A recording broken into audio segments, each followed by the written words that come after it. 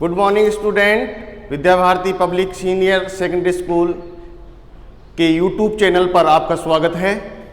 आज आपके लिए लेकर आए हैं अपना अगला पॉइंट था इरिगेशन, सिंचाई, जो कि फसल में कब सिंचाई करना है। ये क्रांतिक स्टेज है जो कि इरिगेशन। देखिए आप लोग,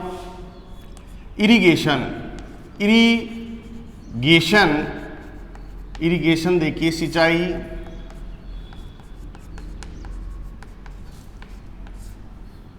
पहली सिंचाई बुआई के कितने दिन बाद में देना है, तो ये आप लोगों को पता होना चाहिए कि ये जो प्रथम सिंचाई है, प्रथम सिंचाई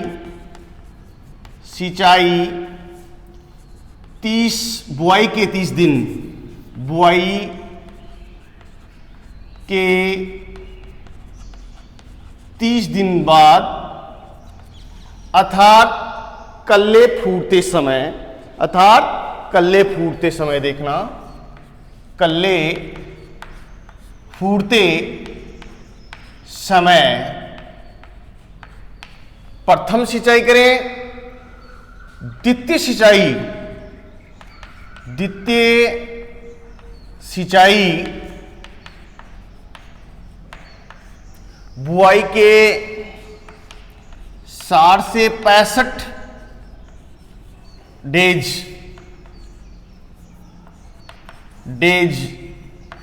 अर्थात बालियां बनते समय, बालियां या पुष्प आते समय भी कह सकते हैं आप, बालियां बनते समय इसकी दूसरी सिंचाई करें। 60 से 65 दिन के बाद में दूसरी सिंचाई करें। और तीसरी सिंचाई बुआई के 80 से 85 डेज। ये वह अवस्था होती है जिस समय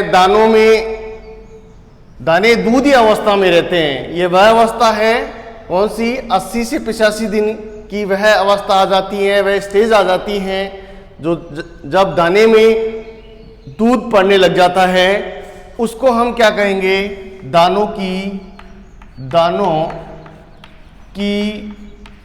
दूधिया अवस्था में सिंचाई करें। ये जो कि फसल की इम्पोर्टेंस इरिगेशन है। समय रहते हुए किसान यदि इस समय सिंचाई कर देता है तो उसको बेटा बहुत अच्छा प्रोडक्शन मिलता है। यदि वह सही समय पर सिंचाई नहीं करता है, क्योंकि ये समय निकलने के बाद में अगर किसान सिंचाई करता है तो फिर उसके बाद में कोई अर्थ नहीं निकलता है सिंचाई का। तो देखिए, इसका अच्छा पैदावार लेना है तो ये पहली सिंचाई है 30 दिन के बाद, और दूसरी है 60 से 65 दिन बाद, और तीसरी है 80 से 85 दिन के अंतराल पर सिंचाई करें। अब सिंचाई करने के बाद में देखना, इसमें अंतराकृषि आता है। क्या आता है? अंतराकृषि देखिए बेटा, अंतराकृषि। इसके अंदर अंतराकृषि के अंतर्गत क्या होता है, निराई गुड़ाई करना। क्योंकि पहली सिंचाई करते हैं तो फसल के अंदर निराई गुड़ाई करना बहुत ही अति आवश्यक होता है। पहली सिंचाई करने के लगभग 40 या 45 दिन आप लोग, 40 से 45 दिन बाद में आप लोग निराई गुड़ाई करें। इसके अंदर बहुत सारे खरपतवार निकल आते हैं जो किसान की पैदावार, अर्थात खरपतवार ऐसे अवांछित पदार्थ हैं या अवांछित पौधे हैं जो किसान की 25% तक पैदावार में कमी ला देते हैं। तो इसका नियंत्रण करना बहुत ही जरूरी होता है बेटा। तो देखिए, निराई गुड़ाई करें। और गेहूं की और जौ की, देखना यहां पर, गेहूं व जौ की फसल का मुख्य खरपतवार फेलेरिस माइनर,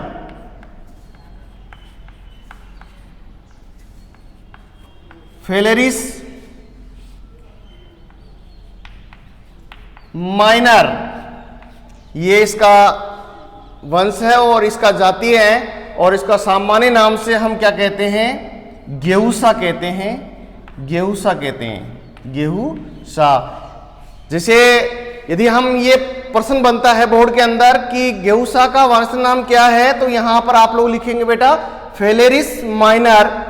यदि आपसे ऐसे पूछा जाए कि गेहूं का मुख्य खरपतवार कौन सा है, तो आप लोगों को पता होना चाहिए बथुआ है। यहां पर क्या होगा, गेहूं का मुख्य खरपतवार क्यों राजस्थान के अंदर, क्योंकि इसका पूरी तरह से रोकथाम हो चुकी है गेहूं की, और अब है बथुआ जो गेहूं और जौ की फसल का मुख्य खरपतवार है, जो इसका नियंत्रण करना बहुत ही जरूरी होता है। जो मैं आपको दवाई बता रहा हूं, देखना बेटा,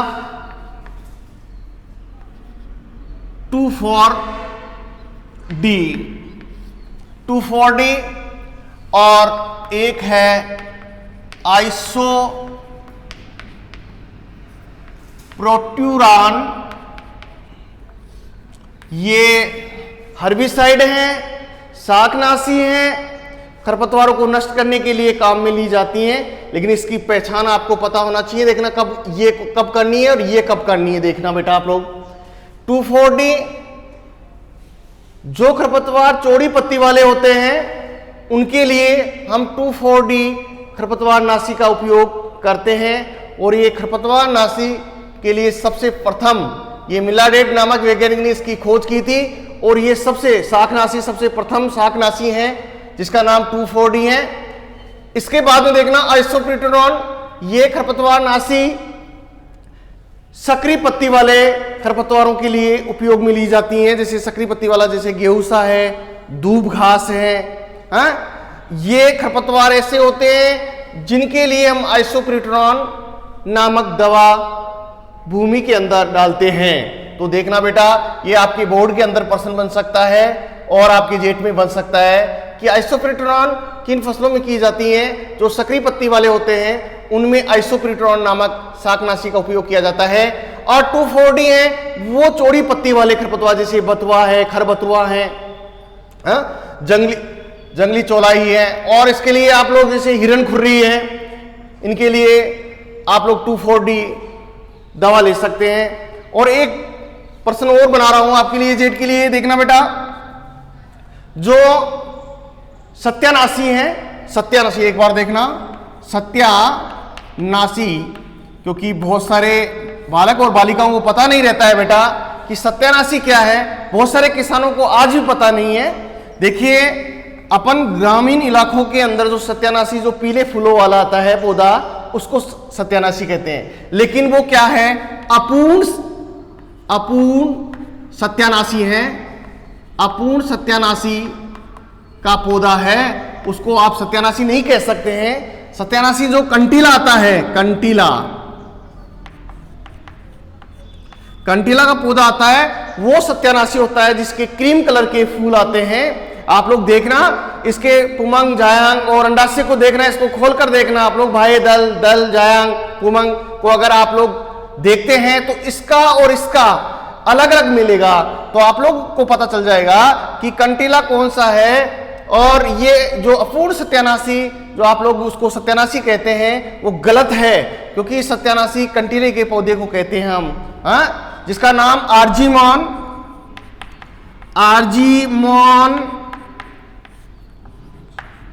मैक्सिकोना, आर्जीमोन मैक्सिकोना इसका वानस्पतिक नाम है। और ये इसके अंदर ड्रॉप्सी भी आ गई थी कि सरसों के बीज के अंदर इस कंटीले के बीज मिला दिए थे, जिससे बहुत सारे लोगों की मृत्यु हो गई थी बेटा।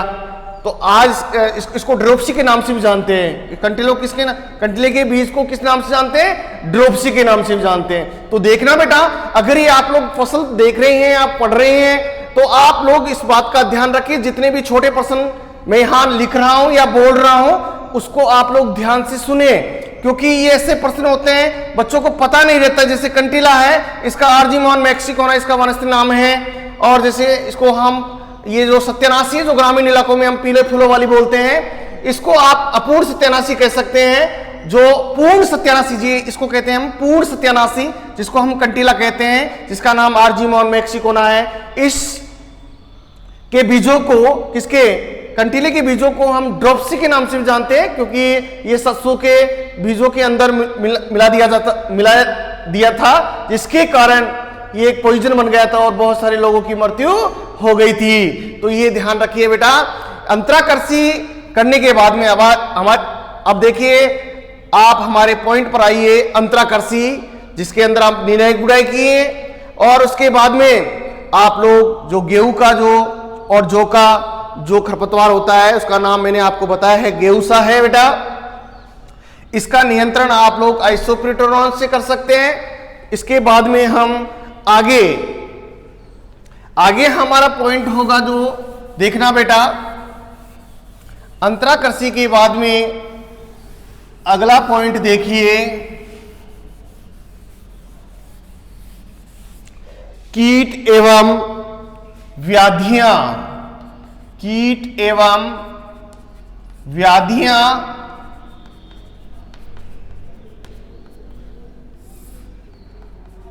ये जिस प्रकार से बेटा गेहूं की फसल में जो वीट की फसल थी अपनी, उसमें जो कीट लगते हैं वो ही जौ की फसल में लगते हैं। तो आप लोग गेहूं वाले जो कीट और डिजीज थी वो देखना।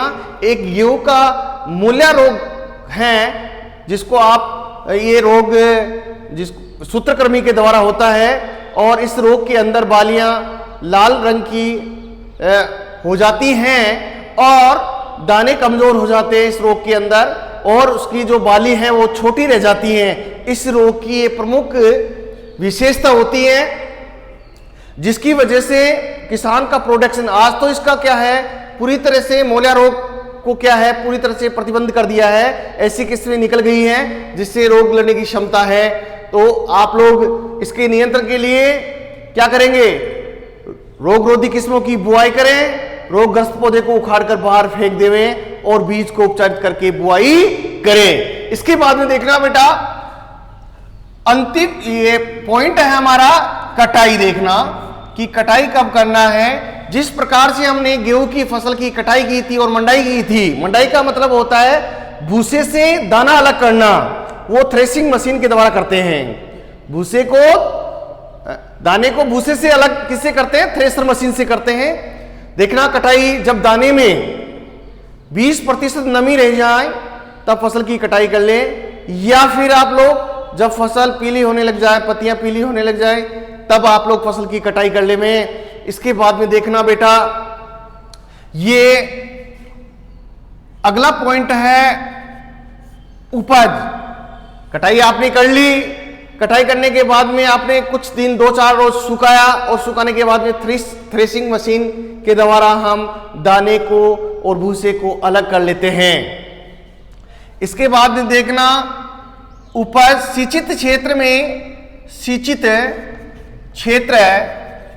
क्षेत्र में देखना बेटा, आप लोग इसकी उपज ले सकते हैं 35 से 40 क्विंटल, 35 से 40 क्विंटल प्रति हेक्टर की दर से उपयोग ये उपज ले सकते हैं। इसके बाद में देना, इसका जो 50 से 55 क्विंटल प्रति हेक्टर भूसा प्राप्त होता है, भूसा जिसको चारा कहते हैं, और ये है 35 से 40 क्या है, दाना। और सिंचित असिंचित क्षेत्र में देखना बेटा, असिंचित क्षेत्र में कितनी पैदावार होती है ये किसान को पता होना चाहिए। तो देखना बेटा, ये 15 से 20 क्विंटल, 15 से 20 क्विंटल प्रति हेक्टर पैदावार प्राप्त होती है। सिंचित क्षेत्र में कितनी हो रही है, 35 से 40 क्विंटल प्रति हेक्टर दाना प्राप्त हो रहा है, और असिंचित क्षेत्र में 15 से 20 क्विंटल प्रति हेक्टर प्राप्त हो रहा है। सिंचित क्षेत्र में भूसा कितना प्राप्त होता है, 50 से 55 क्विंटल प्रति हेक्टर प्राप्त हो रहा है, और इसके अंदर 25 से 30 क्विंटल, 25 से 30 क्विंटल प्रति हेक्टर भूसा प्राप्त हो रहा है। ये देखना, चारा, भूसा को हम क्या कहते हैं, चारा कहते हैं। जैसे अब आपकी फूडर्स क्रॉप आएगी, जिसको चारे वाली फसल है, जिसको फूडर क्रॉप्स के नाम से जानते हैं, जैसे बरसीम है, रिंजका है, ये क्या कहलाती हैं? फूडर क्रॉप्स कहलाती हैं। तो यहां पर हम जैसे हम धान्य फसलें हैं, क्रियल क्रॉप्स की जो फसल है, इसका हम अध्ययन कर लिए हैं बेटा। हमारी 6 फसल थी और 6 फसल के अंदर ये कंप्लीट हो रही हैं। उपज के बाद में हमारी फसल कंप्लीट हो जाती है। तो हमने ये 6 फसल के बारे में बताया है। अब 6 फसल को आप लोग बेटा बहुत अच्छी प्रकार से एक एक बिंदु को पढ़िए और अपनी रफ कॉपी में उतारकर उसको याद कीजिए, क्योंकि इंपॉर्टेंट है। हर साल एक फसल उठती है, चाहे तो गेहूं की उठो, चाहे बाजरे की उठो, चाहे ज्वार की उठो, चाहे तो धान की उठो। तो ये फसल अच्छी प्रकार से आपको याद होनी चाहिए। एक प्रश्न यहां पर 4 अंक का बनता है और हर फसल के अंदर, जैसे मैं अभी बात करूं कि ये जो कि फसल निम्नलिखित बिंदुओं के आधार पर वर्णन कीजिए, या जो की खेती का वर्णन निम्न बिंदुओं के आधार पर कीजिए। आपको कोई 4 बिंदु दे देगा, जैसे एक बिंदु में लिखेगा जलवायु, दूसरी बिंदु में लिखेगा बीज दर, और तीसरी बिंदु में लिखेगा किस्म, और चौथी बिंदु में लिख देगा वो क्या? उपज लिख देगा। तो आप लोगों को सिर्फ केवल क्या करना है कि जैसे जैसे आप लोगों को जो बिंदु पूछ रहा है, उन बिंदुओं के बारे में ही आपको बताना है, अन्य बातें नहीं लिखना है। जैसे आप लोगों को किस्म 2 नंबर का बना दिया कि जैसे जो गेहूं, धान, ये फसलें हैं, इनकी 2-2 किस्म लिखिए। तो आप लोगों को केवल 2 किस्म लिखनी है। लेकिन एक बहुत सारे बालक क्या करते हैं, उनको जैसे एक फसल की 4 किस्म आ रही हैं और एक की 2 ही आ रही है और एक की 1 ही नहीं आ रही है, तो वो क्या करेगा? तो धान को उसको बड़ा करने के लिए क्या करते हैं, धान की 400-500 किस्म लिखे। जितना पूछ रहा है उतना ही नंबर दी आप लोगों को लिखना है और आप लोगों को उस हिसाब से अंक डिवाइड किए जाएंगे। तो ये ध्यान रखना, जितना आपको पूछे उतना ही आपको उत्तर देना है। ये फसल आप लोग अच्छी प्रकार से, ऐसा कोई पॉइंट नहीं रह जाए जो आप लोग, क्योंकि खेती करने के लिए हमारे को विभिन्न बातों की जानकारी रखना बहुत ही आवश्यक है। जैसे हम फसल का अगर बुआई कर रहे हैं, उसका क्लासिफिकेशन जानिए कि इसका वंश नाम क्या है, इसका फैमिली क्या है, इसका परिवार क्या है, इसका ओरिजिन क्या है, इसका महत्व क्या है। इसके बाद में आता है, ये एक बार आप लोग ट्रिप्स पर लीजिए, अपने आप ही फसल आपकी याद हो जाएगी बेटा। जलवायु देखिए, जलवायु के बाद में आप मृदा देखिए, मृदा के बाद में आप किस्म देखेंगे, किस्म के बाद में आप लोग क्या करेंगे बेटा, खाद्य बीज की मात्रा लेंगे, फिर बीजोपचार करेंगे आप लोग। उसके बाद में आप लोग खाद्य उर्वरक देंगे, फिर सिंचाई करेंगे, सिंचाई के बाद में अंतराकृषि करेंगे, अंतराकृषि के बाद में आप लोग देखेंगे बेटा, जैसे पौधे से पौधे की लाइन और पंक्ति से पंक्ति की दूरी की लाइन देखेंगे आप लोग, दूरी देखेंगे आप। तो इसलिए आप लोग ध्यान रखिए अंतराकृषि, वीड्स कंट्रोल, सिंचाई के बाद में तुरंत प्रभाव से आप वीड्स कंट्रोल करेंगे, खरपतवार नियंत्रण बहुत जरूरी है। इसके बाद में आप लोग देखेंगे बेटा इंसेक्ट और डिजीज, और उसके बाद में कटाई व मंडाई, और अंतिम पॉइंट होगा हमारा उपज। तो ये 5, 7, 8 पॉइंट है जिसको आप लोग अच्छी प्रकार से अपने मस्तिष्क में उतारिए। उसके बाद में आप लोग सारा काम बाद में शुरू कीजिए। अपने आप ही आपके जिसे किस्में हैं अपने आप ही याद हो जाएगी, आपकी जलवायु है अपने आप ही शुरू हो जाएगी, अपने आप बोलने लग जाएंगे आप लोग, एक बार याद करेंगे तो। अब देखना बेटा, ये आपकी 6 फसल थी, ये कंप्लीट है। इसके बाद में हम चलेंगे पल्स क्रॉप में। किसमें? पल्स क्रॉप देखिए, जिसको दलहनी फसल के नाम से जानते हैं।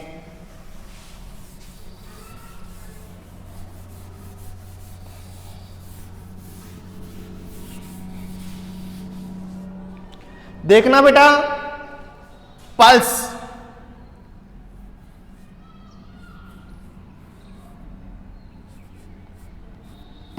क्रॉप,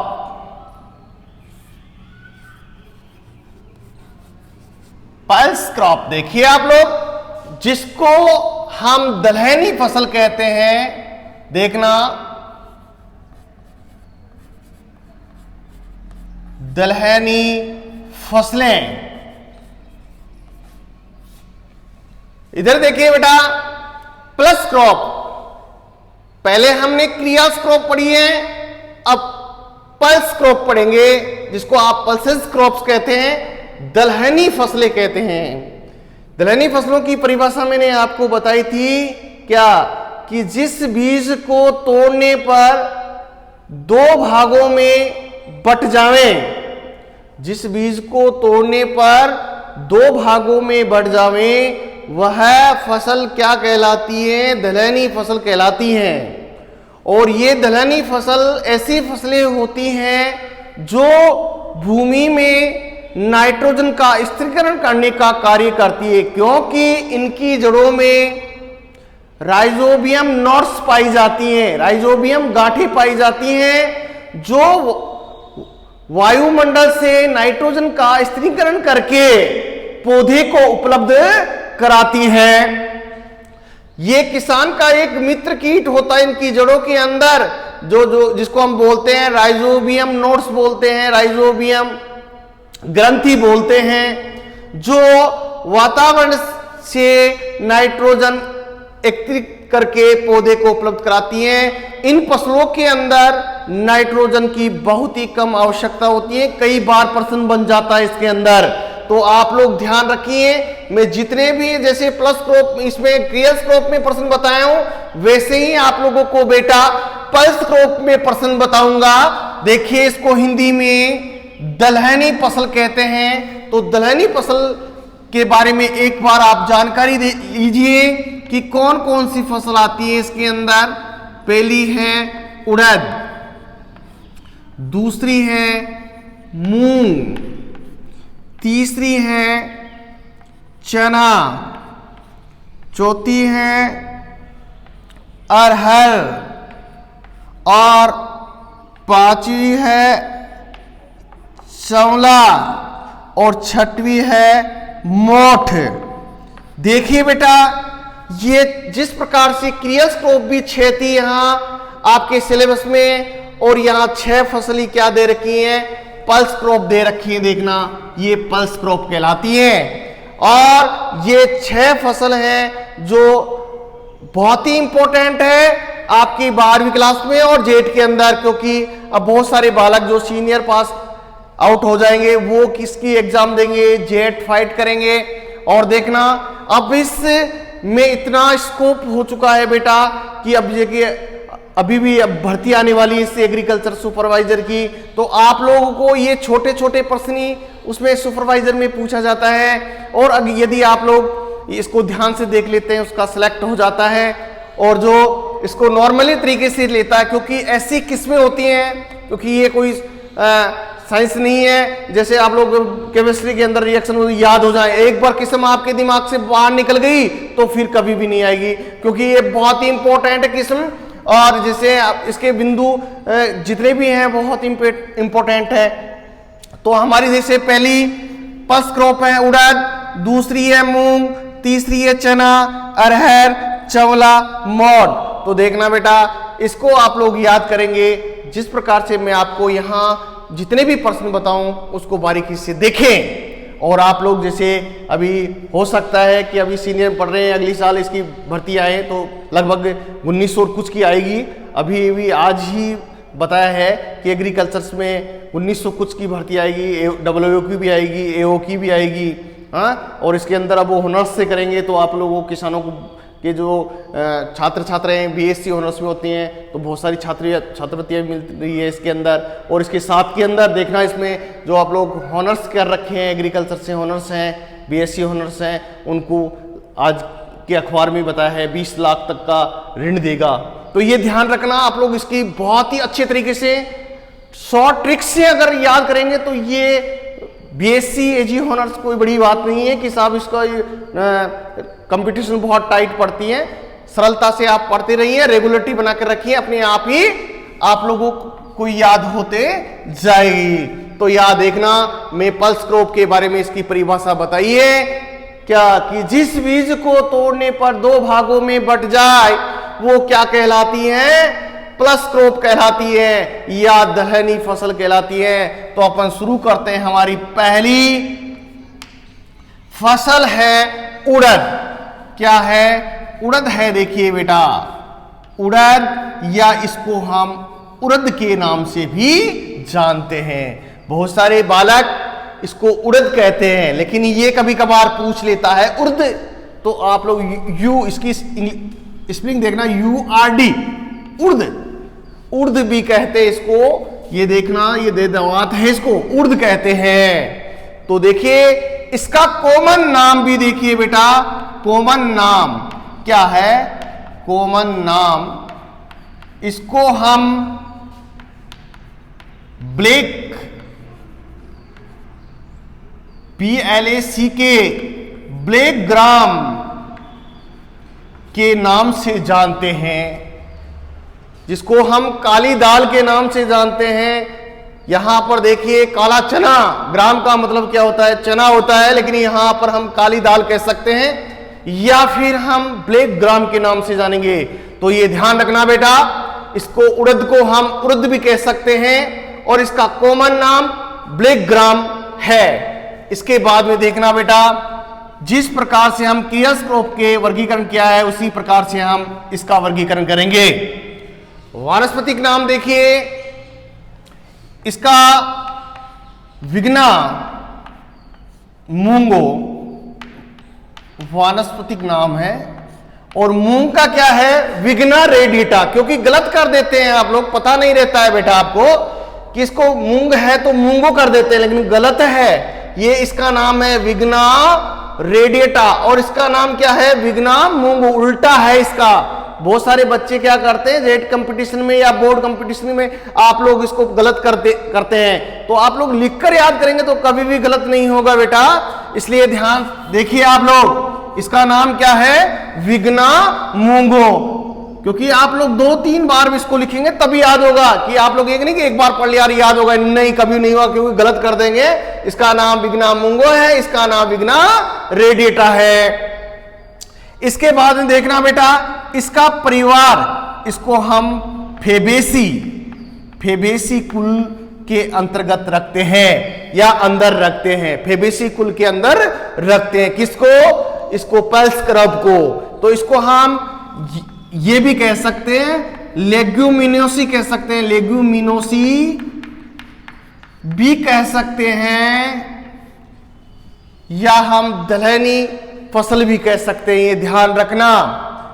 इसके बाद में देखिए बेटा, इसका उत्पत्ति स्थान ये कहां से आया है? ये भारत से ही आया है, भारत। और गुणसूत्र देखिए बेटा, गुणसूत्र संख्या 2n बराबर 22 होती है। कितनी होती है? 2n बराबर कितनी होती है? 22 होती है। तो ये ध्यान रखना आप लोग। जैसे आप लोगों को वनस्पति नाम बताएं, विग्ना मूंगो, जैसे पॉइंट में आ गया कि उड़द की खेती का वर्णन निम्न बिंदुओं के आधार पर कीजिए। तो यहां पर मैंने पहला पॉइंट में लिखा इसका वनस्पति नाम, उसके बाद में दूसरा पॉइंट में दिया कुल, और तीसरे में दे दिया उत्पत्ति स्थान, और चौथे में मैंने दिया कि इसका कॉमन नाम क्या है। तो आप लोगों को सिर्फ केवल जैसे वनस्पति नाम के अंदर उत्तर लगा के पहला नंबर डाले विग्ना मूंगो, दूसरा लगा के फेबेसी, और तीसरा बिंदु लगाकर भारत लिखना, और चौथा बिंदु के अंदर ब्लैक ग्राम बताना है। आपको इसके अलावा कुछ भी नहीं लिखना है। इसलिए आप लोग इन बिंदुओं को याद करके रखना। इसके बाद में यहां पर देखना, मैं जेट का प्रश्न बना रहा हूं कि उड़द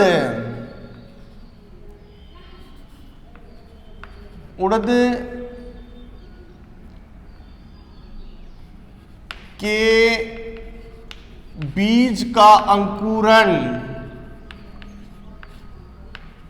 किस प्रकार का होता है? तो आप लोगों को पता होना चाहिए, ऊपरी भूमिक होता है, ऊपरी भूमिक होता है, जिसको हम एपीजीएल,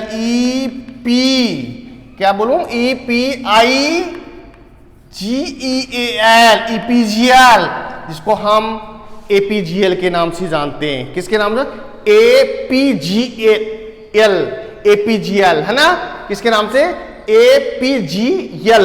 याद रखना, इसको हम हिंदी में ऊपरी भूमि कहते हैं। इसमें इस प्रकार का अंकुर पाया, जैसे मूंग है, मूंग में भी ऐसा ही होता है, उड़द में भी इसका अंकुर इस प्रकार का ही होता है, इसलिए आप लोग ध्यान रखिए। अब देखना बेटा, इसका इंपोर्टेंट देखते हैं हम। क्या देखते हैं? इंपोर्टेंट देखेंगे। देखना इंपोर्टेंट, महत्व देखिए, महत्व इसको शॉर्ट में आईएमपी करेंगे या आईएमपी ORTANCE कर सकते हैं, इंपोर्टेंस कर सकते हैं आप। महत्व तो उड़द में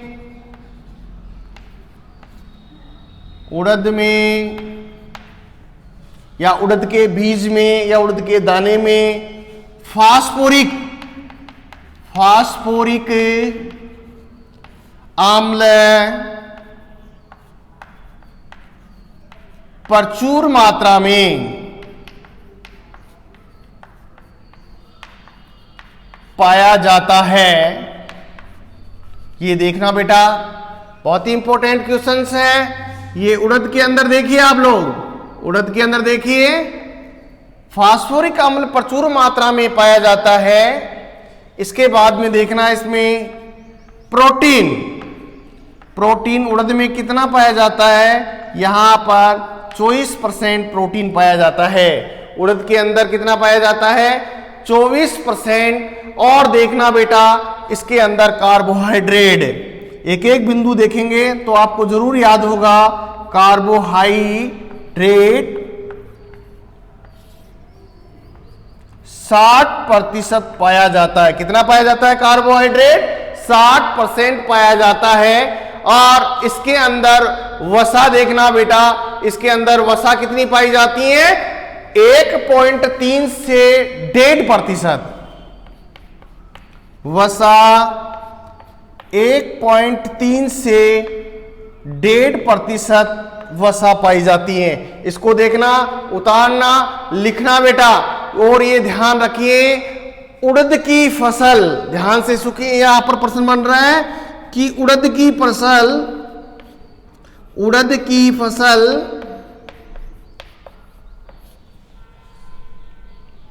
45 किलोग्राम प्रति हेक्टर की दर से नत्रजन को एकत्रित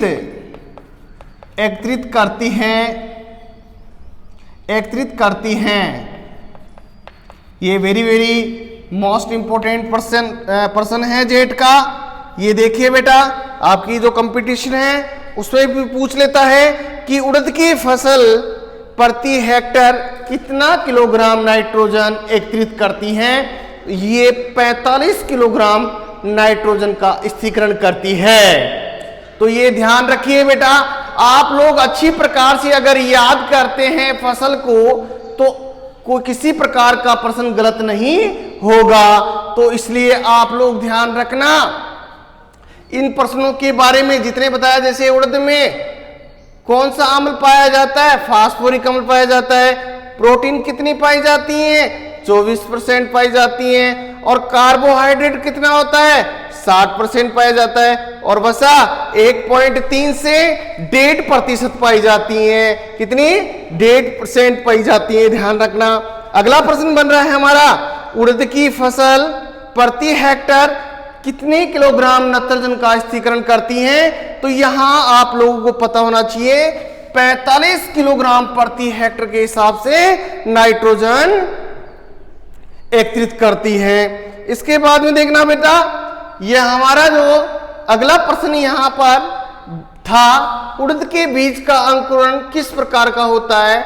ऊपरी भूमि का होता है, जिसको एपीजीएल के नाम से जानते हैं। तो देखिए बेटा, हमारा जो अगला प्रश्न होगा वो सॉरी हमारा अगला पॉइंट होगा वो क्लाइमेट होगी इस लेग्यूमिनेसी फसल की, किसकी? उड़द की, जिसका नाम उड़द कहते हैं हम, इसका कॉमन नाम ब्लैक ग्राम कहते हैं। इसके बाद में देखिए इसका जो अगला पॉइंट है जलवायु, वो बेटा हम कल पढ़ाएंगे।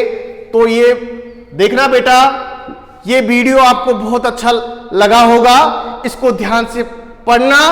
धन्यवाद बेटा।